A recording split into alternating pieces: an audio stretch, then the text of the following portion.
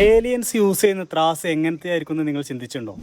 Spring balance, beam balance, digital weighing scale എന്നിങ്ങനെ തുടങ്ങി ഒരുപാടെണ്ണം നമ്മൾ തന്നെ യൂസ് ചെയ്യുന്നുണ്ട്. മനുഷ്യരെ സംബന്ധിച്ചിടത്തോളം ഇന്ന് ഇലക്ട്രോണിക് ആയിട്ടുള്ള ഡിജിറ്റൽ വെയിങ് സ്കെയിലാണ് ഏറ്റവും എഫിഷ്യൻ്റ് ആയിട്ട് നമുക്ക് ഫീൽ ചെയ്യുന്നത്. പക്ഷേ ഒരു ഏലിയനെ സംബന്ധിച്ച് അങ്ങനെ ആയിക്കൊള്ളണമെന്നില്ല. കാരണം ഹയർ സിവിലൈസേഷനുള്ള ജീവികളാകുമ്പോൾ അവർക്ക് ഒരുപാട് നക്ഷത്രാന്തര യാത്രകൾ നടത്തേണ്ടി വരും. അവർ ഒരു സമയത്ത് ഒരു ഗ്രഹത്തിലായിരിക്കും, മറ്റൊരു സമയത്ത് മറ്റൊരു ഗ്രഹത്തിലായിരിക്കും. ഇങ്ങനെ ഗ്രാവിറ്റേഷൻ്റെ വ്യത്യാസം വന്നാൽ പോലും അഫക്റ്റ് ചെയ്യാത്ത രൂപത്തിലുള്ള ത്രാസായിരിക്കണം അവർ ഉപയോഗിക്കുന്നത്. ഇലക്ട്രോണിക് വെയിങ് സ്കെയിലോ അല്ലെങ്കിൽ സ്പ്രിംഗ് ബാലൻസ് ഒക്കെ ഉപയോഗിച്ച് കഴിഞ്ഞാൽ മാസ് മെഷർ ചെയ്യാൻ കഴിയില്ല. വെയിറ്റാണ് നമ്മൾ അവിടെ മെഷർ ചെയ്യുന്നത്. പക്ഷേ ഈ ഒരു ത്രാസ് നോക്കൂ, ഇതിൻ്റെ പ്രത്യേകത എന്ന് പറഞ്ഞാൽ വെള്ളത്തിലിട്ട് മെഷർ ചെയ്താൽ പോലും കൃത്യമായ അളവായിരിക്കും അത് കാണിക്കുക. അതിന് കാരണം എന്തായിരിക്കും?